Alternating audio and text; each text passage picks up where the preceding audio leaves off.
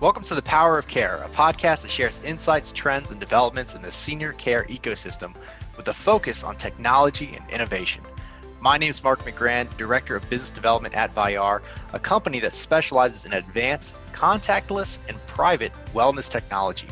Each episode, I will be discussing the rapidly changing elderly care market with experts from the sector, including community operators, technology providers, caregivers, and senior living real estate developers. I hope this podcast brings you valuable content and information on the sector. And now for our guest. Welcome back, everybody. I'd like to welcome today, we have Mike Snyder, our VP of Senior Living and Marketing at Advanced Wireless. Mike, thank you for joining me here today. I'm glad to be here. Thanks for the opportunity.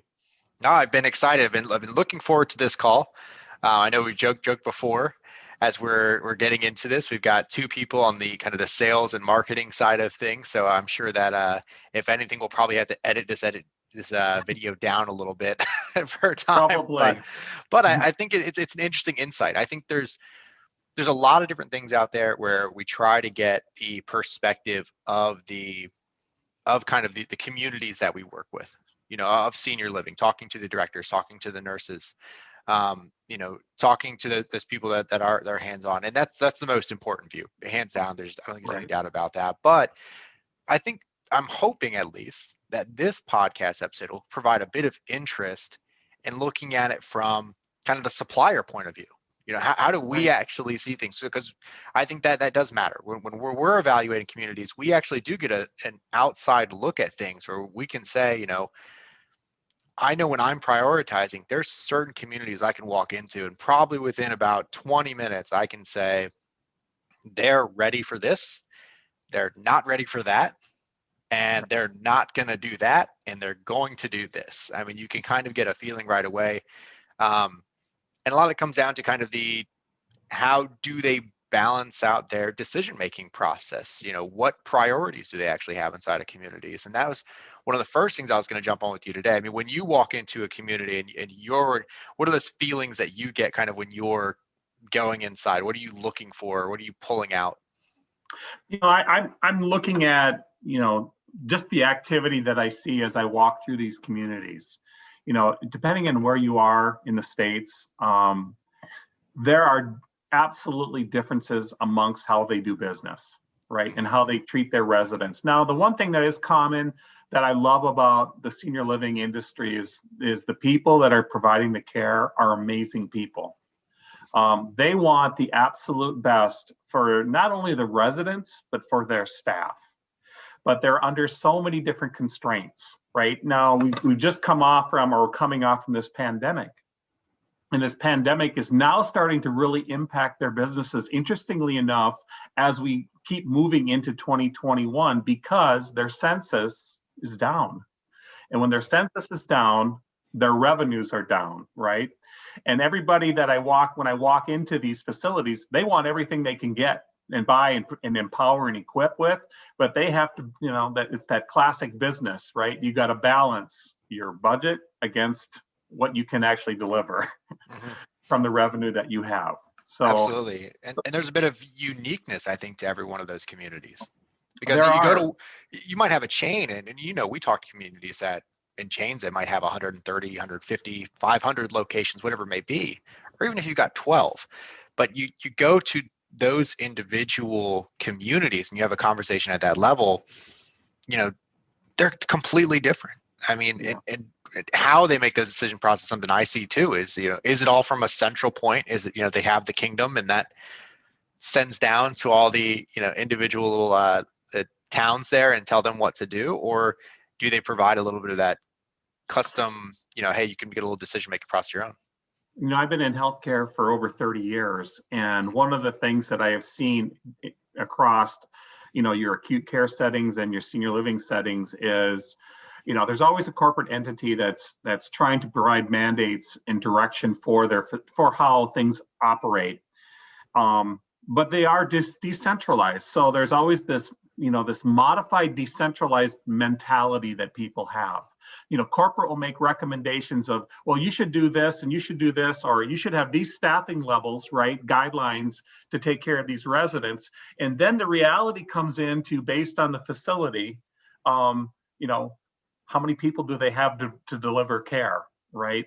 And what is their economic situation there? What is their political, kind of situation as far as, the mandates that the governments are putting out for, like masks, no masks, what can I do? There's all kinds of different variations that are happening across the country. And I have found that most people understand the general parameters that they are dealing with, but they have to deal with the personalities and the people that they have in their communities and the caregivers, and they have to have that flexibility. Just kind of, it's like bowling. You put up the bumpers. You can still bowl and bowl well, but you kind of bounce off those rails to get your strike. Well, that's kind of what you see in these different communities. They have kind of the bumpers that they have to manage through, but they still have some of that back and forth that they can use, and that's where technology starts to play a huge role in their success. Does technology provide that flexibility at the end of the day? Yeah, technology is really evolving, and people are adapting more and more. I mean, senior living communities, you have people that have done things a certain way for a long time. I see that a lot. And they're apprehensive at times on technology and how to use things, right? But what they are faced with, and unlike probably a lot of businesses, is they're being asked to do more and more with less and less. So this is where technology is starting to come into play, without doing a commercial on what we provide, but you got to have technology that provides flexibility and ease of use for the users. A lot of these folks that are using technology, they don't really like it. That's not what they got into care, providing care to do, is to run an iPad to provide care. They want to take care of their residents. They want to take care of people. And if they are distracted and burdened with technology and how it works, it just adds to what I like to call chaos. And if you go into senior living communities, I think if you talk to any administrator or any manager, they would probably use that word quite often to describe what they're dealing with, right? Juggling the staff needs to the residents' needs to delivering a profit, et cetera. So they're looking for technology that can help streamline what they're doing, to help empower their teams to make good decisions, right? And to ensure that those residents are getting the proper care that they so deserve and families expect. Absolutely. And I think you kind of hit the nail on the head. I like your approach to it. You might have to go work at the top of one of these chains now, but but the bumper concept, I think is the absolute right approach. That when you hear mandate, and when it comes down, it's you do this. But I believe there has to be a bit of you do this level. You have to stay in this hallway. You have to stick with those bumpers. You have to stay within these things, because you just don't know what's going on that day, especially with the staff needs right now. There's a bit of an employee shortage out there, and there has been for a long time, and COVID hasn't helped.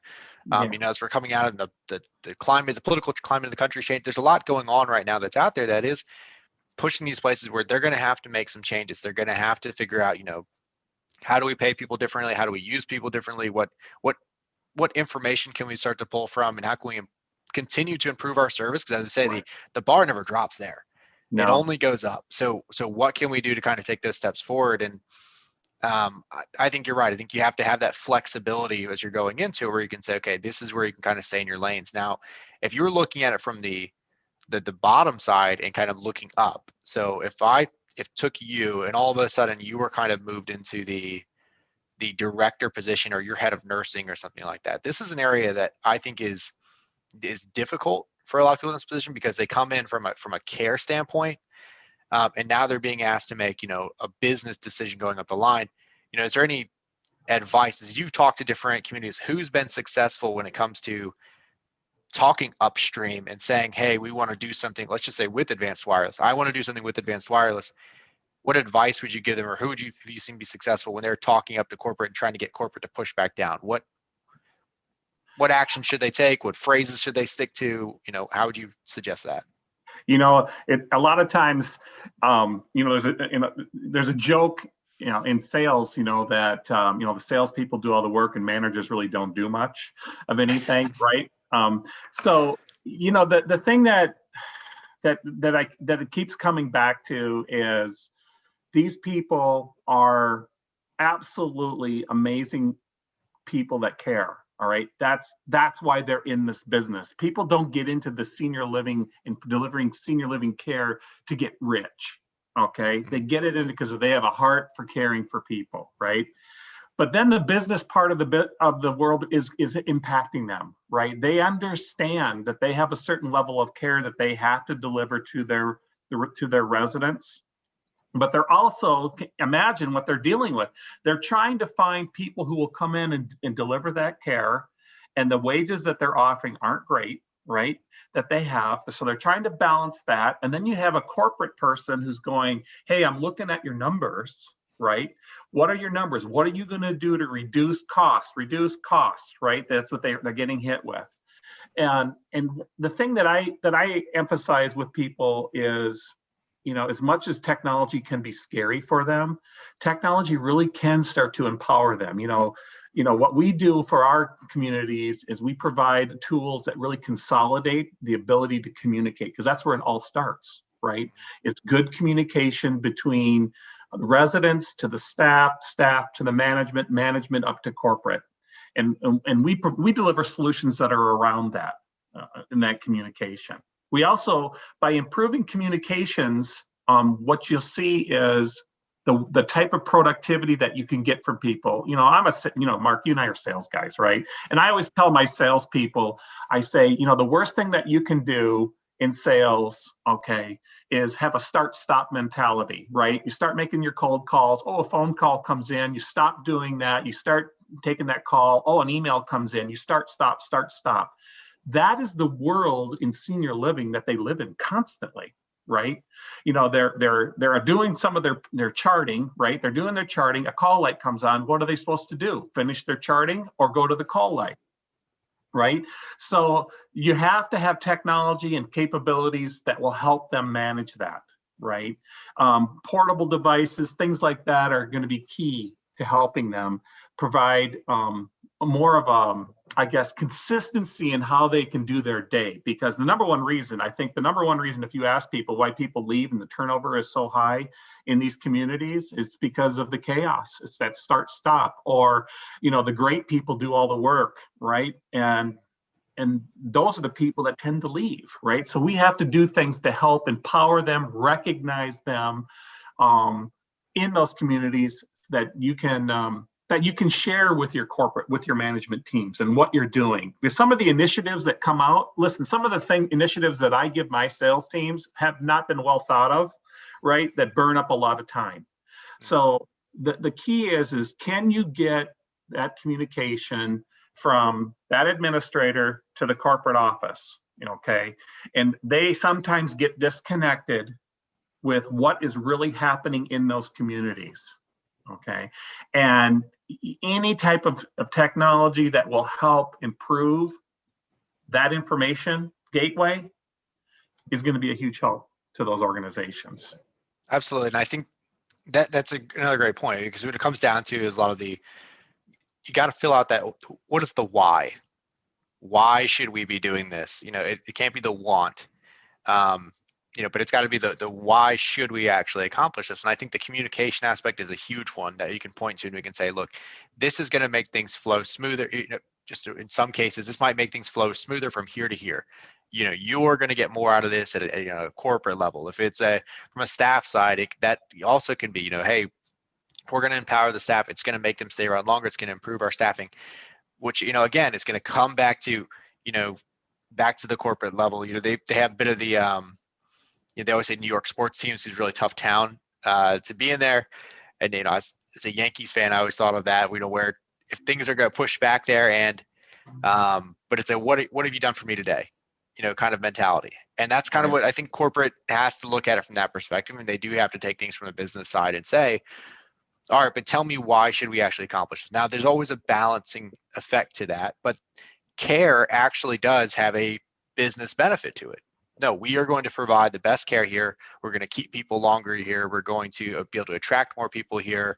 Our online reviews are going to skyrocket because people are going to see how great this is. And then you can also bring in the additional stuff. If we're doing something big like this, we can use it as a marketing jump off point. Hey, we're implementing something different here. Let's bring in the marketing. Let's tell people about how we're doing things differently and trying to jump on that point. Because I think that's another balancing effect between the corporate level of, the sales team, and you've got the director of nursing, director of care, that's down there at the other end. And they're saying, like, as Kara said, you guys actually, they do meet in the middle. And that's where that communication, everything that you're bringing together kind of finally connects, is that, look, if we're going to let's do these great care things because it's going to improve our care, it's going to improve our service, it's going to improve lives. Right. And we can use that as a jumping off point for our next marketing campaign while we're telling people about it. There's a reason that we do this, and it's to improve these lives, but also to attract more people and improve more lives. So let's take it to that next level and let's keep moving things along. I think that's huge. Yeah. And that differs based on, where you are in the country too. I mean, needs are going to be different. How you advertise things are going to be different. And one of the most difficult things I see with advertising is, if you try to do something on a global scale, if you try to come in and you're just going to make one commercial that's going to run nationally, it's not going to appeal as strongly to individual markets. I think what's been proven out over the last 2-3 decades that, it became more and more, how can I market to the individual? How can I get something marketed to? So when Mike Snyder pulls up his screen today, I know this one's going to pop. Amazon's excellent with that, right? You pull it up and it kind of, it's scary how much it kind of already knows about you. But if you kind of go to the individual community level, they know what their community cares about. People in Florida are going to have a certain field, they're going to care about certain things. Simple stuff. Their weather's different. Things that are going to appeal more, probably going to be a little bit more outdoorsy, and a different type of outdoors than, say, you're going to see in Milwaukee. It's going to be different there. How do you handle snow is not going to be something that appeals to people in Florida. But now we can use our money at, a more regional basis, which is usually more effective to the actual results, but also more cost effective, I think. Right. I mean, everyone shares the same thing, no matter where you go in the country. The one thing is every resident has a care plan, every single one of them, right? And the key is how do you deliver that care plan, right? Cost effectively. Yep. And the only news that travels faster than good news is bad news, right? So the ability to respond to your residents and deliver the care that they need and be able to validate that you've done that is vital for these organizations. I mean, that's kind of the way it is. The way, a lot of times, when we look at us as vendors, right? Here at Advanced Wireless, we always say this. I say this in all of our webinars. I said, we sit in our office and we sit and we create what we think is the greatest next thing for whatever widget it is, right? And then inevitably, and I've been doing this a long time, inevitably we think we've got this thing nailed down, and then we take it to the first site, and that first person who grabs that technology within 5 minutes, they go, why didn't you guys think about doing it this way, right? So I think it's going to be key for vendors, Advanced Wireless, Vayyar, everybody. One of the things to do, and what we are doing is we go and we walk the sites with people, and we get a day in the life. And I think if not only vendors would do more of that, but also people who maybe are getting a little disconnected, okay, at higher up, sometimes you get disconnected, would just walk and spend a day in the life with the people giving this care. I think you're going to see dramatic change. It's one thing to say, I'm understaffed, but it's another thing to actually stand there and watch these people run, and literally running back and forth. So I think that's something that everybody could benefit from. And that's That's something that both our companies, I know you guys do it, and I know we're really focusing on, the ear of the user, right? Technology is a great thing, but it's got to be practical, Yeah. and that's what it's about. Practical. And when it's practical, people will trust it, and then people will use it and get the benefit of it. So Yeah, I mean, the best thing you can do, and I think corporate has to listen to this, I think the on-site director needs to listen to, is invite them down. There's nothing wrong with, they might say no, they can't come or whatever it may be, but if you've got a decision maker at some point, I think inviting them to your community might be another good jumping off point to kind of get the ball rolling and saying, hey, come down here. I can explain this to you over a phone call. It's going to sound like whining into the phone, but if we could come here, let's do a day, like you said, day in the life where you can be here, kind of see what I'm talking about. You might come down here and you might say, we actually have this other system that we use, or we actually do, this model of these other communities. You're not running that right now, and you might be able to help us fix it without ever signing a check, without ever putting in. Right. That might be the better way to do it, and it might be able to help. But at the same time, they might be able to come down and say, "Oh wow, this is different. We did not see this. This is unique." And if it's an oxymoron to say it, but if it's unique to one location, it's probably not that unique. It probably actually exists in another location, depending on the number of communities that you actually have out there. Yeah. So but you mentioned something before, the care plan. Yeah. I know a little. Explain to me, like, what is the care plan and what is in the care plan? I mean, my explanation of this to any DON or any care provider that's listening to this is probably going to be an insult to their definition of this, but they know who we are. Yeah. So here's a sales guy's definition of a care plan is basically exactly what it says it is. It's going to say that Mike Snyder, as a patient, based on my age and my medical condition, I am going to need certain services and things provided for me through the course of the day. Right? Mm-hmm. I need to get dressed. I need my meds. I might need physical therapy. Okay. I might need bathing. I mean, it's a plan. How am I going to take care of Mike Snyder, okay, my resident, to make sure that his health and his quality of life is maintained? Okay. So at a basic level, that's what a care plan is. But a care plan also converts into time, right? Mm-hmm. It's going to take how much time for that caregiver to take care of this guy, right? And each guy's different, what they have. But that's how, that's how the reimbursements, from Medicare and different things, that's how they, delivering the care, they can bill those services, right? And then they get their revenue. That's very high level. And again, I apologize to the caregivers who could give a much better definition of that. Yours sounds like my definition. Yeah, yours sounds a lot like my definition of it. So we're breaking that out and we're getting an understanding of it, and we're doing that. That again is something that I think is we're writing out a plan, and as we're making those things and we're making it off of, hopefully we're trying to make it off of the most objective decisions we can possibly make. Based off X, Y, and Z, this is what we're doing. Do we ever sit there and look at it and say, have we created a care plan for this community? Instead of start treating your communities like you would a resident inside, where you're sitting there and you're saying, okay, what is this community going to need over time? Because a care plan is it's not a static thing. It's not set there. It's dynamic. It grows with you. It's going to adjust over time. But what are we doing inside of the communities to say, okay, we have our care plan. We kind of know what this community is going to need. We've created our bumpers that they're going to stay inside of. But what are we doing on the growth basis? Or how are we spotting changes inside of the communities and trying to implement things so that we're taking those health checks?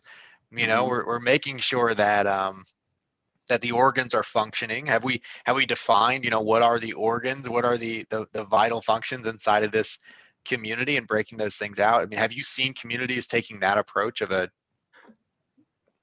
They have, the analogy that we've gone to is, the bumpers, right? In bowling, right?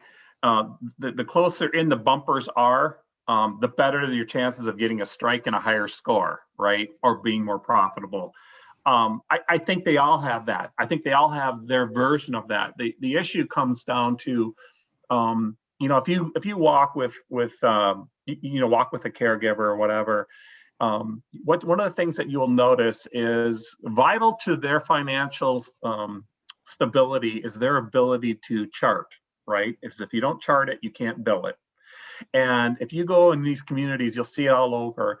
You'll see caregivers and they've got stuff written all over their hands, okay?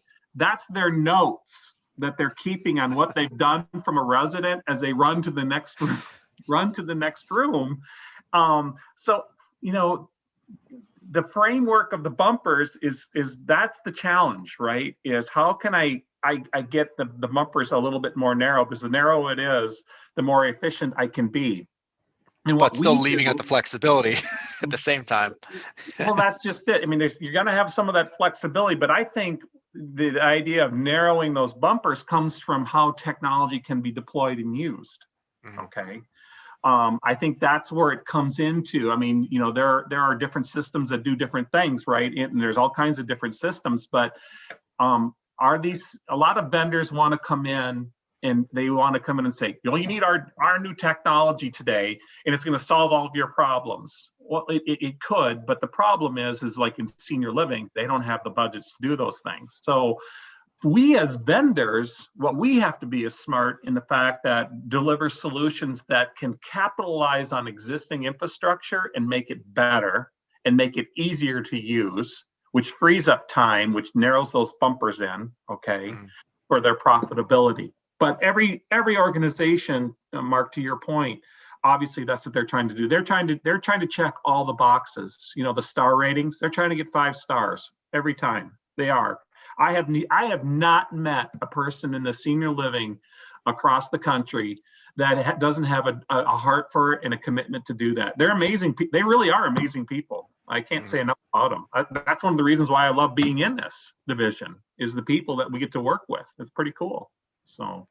Yeah, no, it is fantastic. It's absolutely amazing. I used to joke that, coming out of school, I never planned and sat there and said, the senior industry is where I'm going to go. But even as I've stepped away from it at certain times, it's always come back to it. And I've always kind of kept one foot in the door, because it is something that you really can make a difference. And I believe that the technology there is very exciting about what you can do, and you can see what's actually happening. Right. So that's a huge thing. And I think as we're working with these organizations, that's always my goal is how can we actually help everyone to improve? Right. There's certain things that I hope there's someone out there who works at a community today and is either, on the corporate end or is on the community side, and they're saying, okay, these are some good tips of how I should be approaching things a little bit differently. Maybe we should have, care plans put together on a community basis of what they, how we're monitoring them, what stats are we looking at? And it shouldn't just be on oh, no, I can see every community. I can see their revenue coming in, and I can see their occupancy and how that's changed over the last few months. It's much deeper than that. Right. It's much, much deeper than that. It's not just a dollar and cents thing. It's, how do we step it up across the board to kind of provide the best life for this community? And I think from the community side, going up the chain to the corporate end, and they're having their conversations there, they need to do a good job of providing things back and being open and having that communication and saying, this is something that I saw, this is something that was interesting, this is something I want to take a step forward with. But also thinking about it and, from the other side's view, making sure they're giving a strong why to that question. And it's not just a matter of, well, my staff is really tired, we just want more people because we just feel like we're understaffed, or, I know there's more to that. I know that's a deeper thing, but you really got to push the full conversation of, how can we all improve this, and why is it going to be good for everybody overall? Because the more successful, corporate is, the more successful your community is, the more successful it's going to be for your residents, and really pushing things down that road. So that's always something that, you want to strive for and look for. And I think that's what the goal of this conversation is. I hope we bring up some points and we can point that stuff out, because like we said, look at geography. There's going to be a difference between your community in Florida, your place in California, Milwaukee, and New York. They all have different layouts. They all have different kind of mindsets of what the goals are trying to achieve. You can use that information to get a little bit more specific with your marketing and kind of how you're providing your care, what technology should be implemented. Um, Right. I hope all these things help out from that side. Now, the other side of the coin, I think that we have to hold ourselves to, and I'm gonna put the ball in your court first because I'm the host, so I get No to make things pressure. difficult Yep. on. I get to make, yeah, yeah. I'm the host, so I get to make the rules. Um, for those that are on our side of the table, where are we failing, and what should we be doing better when we're approaching these communities and having conversations that will make things better for them? Well, for me, I'll pick on advanced wireless, and kind of kind of how we're going about things. We are salespeople, all right, and I usually start every one of my sales meetings when I'm meeting with an administrator, or whatever, and I tell them this, and I truly mean this. I said, listen, I want to sell you everything I can possibly sell you in my portfolio, okay? But that's not how we're going to do business, right? I think us as vendors, we have to truly understand the pressures that we are selling into, okay? And we have to be very creative to try to help them deliver solutions that will help productivity and the team and all of that without having to come in and just like, well, rip and replace everything, okay? Right?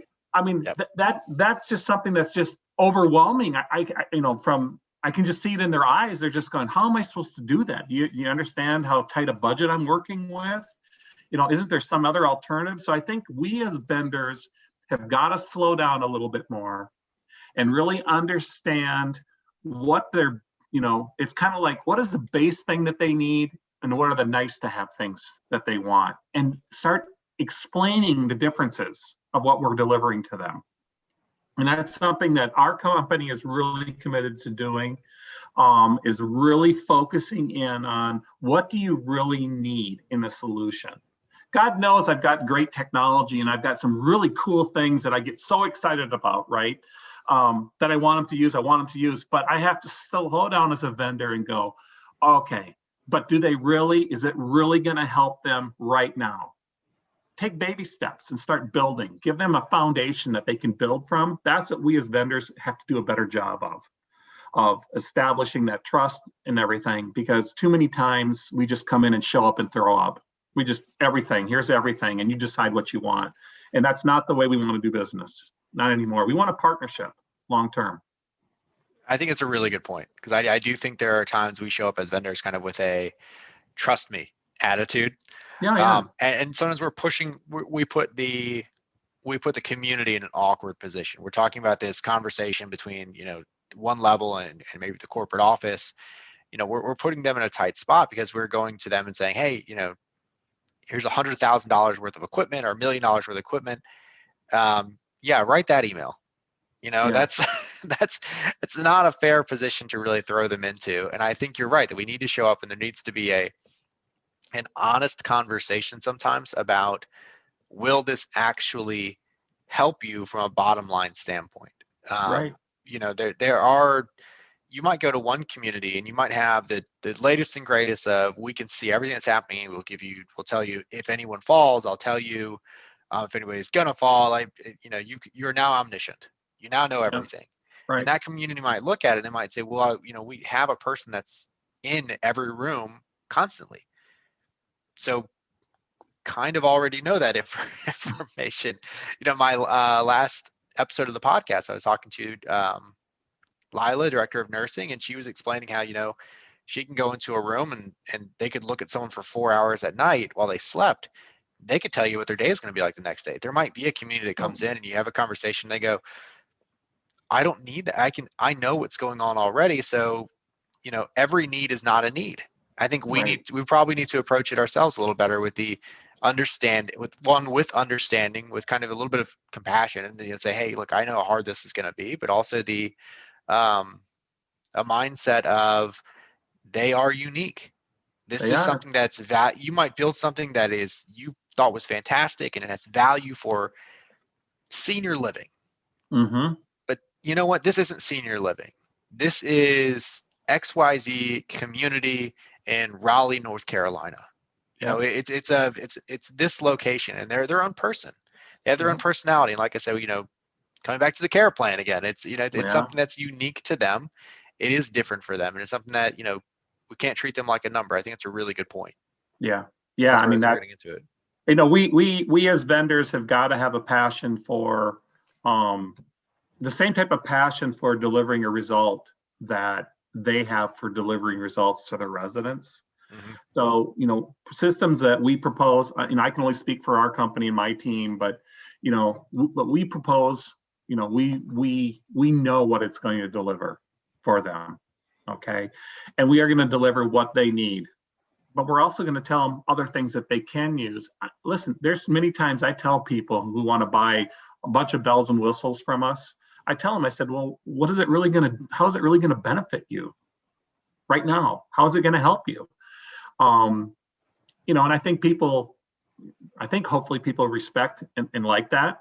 But I would like to see, that's what I'd like to see from vendors, is more of those type of conversations. Just be real with people. Stop trying to pretend that you're their best friends, and just be real, be open, and tell them what you can do. One of the things that I love to do, that my boss hates, by the way, is if someone asks me a question about what don't you like about your company, I'll tell them, because you know what? They're going to find out anyway. So why can't we be open and honest with people and build that trust?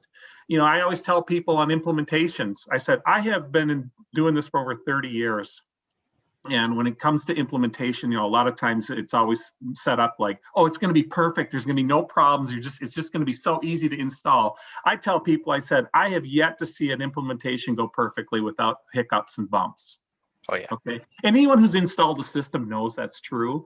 And all I can tell them is we're going to be with them every step of the way, and we're going to fight through it, and we're going to get it solved. That's all I can tell them, right? So, that's how we want to do business.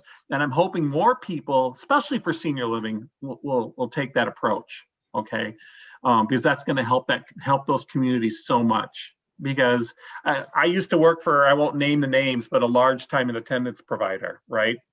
And their system could do everything almost to make your bed in the morning and pour your coffee, right? All these capabilities, and we'd sell it, whatever. And you get it installed, and people would use maybe 15 to 20% of its capacity, right? And they're paying for all of the capacity of it. So I think that's something that we as vendors have to, I think we'll get more business doing business that way in these communities. So that's, hopefully that's a takeaway people will remember about us. That's really good. It's really good advice, and it's really something I think that you have to focus in on. You have to show up, and you have to, like you said, solve their need. And maybe sometimes it is one step at a time. It's a look, let's just get the carpet down today. Let's do this. All right, I understand we're going to redo this whole room, but we can't do everything at once. Right. God, if you're building a house, at some point you just got to get floors down and things laid out before you get to, you shouldn't be putting the antenna on the roof before you have electricity. So that's a huge thing for them to be able to do, and I think it's a big takeaway from our side of it. Again, sometimes we do need to sit there ourselves and say, okay, what are we doing wrong on our side? And kind of, well, let me ask you this. So this is another huge question I'm going to ask you. You may not have an answer for this one, but I mean, because I'm getting you on the spot. But if you were to look at senior living as a whole today, because you've seen kind of you go to communities, you've been around it for a long time. If there was anything, and it doesn't need to be from a product perspective, it doesn't need to be from a business perspective, if there was something that you had control of from angles to, it could be care, it could be amenities, it could be cost, it could be the business model as a whole, that you would say, guys, this should change, and you could whisper into the ear of everybody across the industry, what is that kind of advice or something that you would suggest to everybody that you would change? Well, I mean, for me, I would hope my directors of nursing will give me a high five on this, but we talked about these care plans and everything, these corporate edicts and different things, that not corporate edicts, but just care plans and how much time it takes to do things. If you go out and you sit down today, something that they say, well, you should be able to go in and dress somebody in, let's say it's 15 minutes, right? Yeah, you could probably do that in 15 minutes if you want it to be a cold, cold just process. But it might take you 25 minutes to say, how you doing this morning, and help them and have a conversation and show compassion and care. I guess the point I'm trying to make is, if there's one thing in the industry that I think is constantly overlooked because of, and unfortunately of money, is how long it really does take to do things. Okay. It's not that these people are lazy. Okay. It is not that at all, at least in my opinion. Right. But they care about people. And by caring, they're going to spend extra time to make them feel warm and welcomed and provided. And you know what? If my mom and dad were still around today, that's exactly what I'd want for them. Right. And so that, to me, when I look at the industry, I'm taking technology and all that other stuff and throwing it out the door. People's expectations of how long things should take are unrealistic. Right. And that's not a popular answer, by the way, because no, I think that's a realistic answer, though. It's a realistic answer, because I think that's something that isn't, you hear about a lot of staff members, clocking out and then finishing what they were doing, because you're not supposed to be getting overtime, or they're kind of going above and beyond. I think it makes sense. Yeah. If you could wave a magic wand and say, look, any of these times you timed out and you said, okay, this takes this long to do, add 10 minutes. Yeah, that's right. I mean, government, please give more money to senior living. Okay. And I'm not saying it for us, we're sales guys. Oh, more revenue for us to go get. That's not what I mean. Give them more resources, because this is a growing industry, right, Mark? I mean, senior living's not going away. You and I are heading there. I'm ahead of you, of course, but we're all heading there at some point. And man, I want to see the best for it, and I want to see it grow, and I want to see it get better and better. So when my time comes, I have a good experience, right? Because I guess I just have a heart for people that way. But taking my advanced wireless hat off, so please. Okay. It's such an excellent point, though, and it is something that stands out. I know that the first communities I went to. I walked in, and the big things we're talking about is fall detection, and look how great, you don't have to wear anything or pull, all the sales pitch of the fall detection. And it was the second day we were there, the conversation switched, and I was almost caught a little off guard, because I was thinking falls, that's all we're focused on. And it got into staff, and it got into, well, can I help see what's going on? And then as we got deeper conversations later down the road with other communities, it was, it was talking about this, smart rounds and improving things. But it was all time. It was all making sure that, was this being done when it was supposed to be done, but also were they able to accomplish this, and breaking that up. And as you dug deeper and deeper, it all comes, a lot of it did come around to time. And I guess it's a solid wish to make. If we could go to the industry and say, okay, how can we provide time to these communities? I think the revenue and the everything else follows that. Yeah.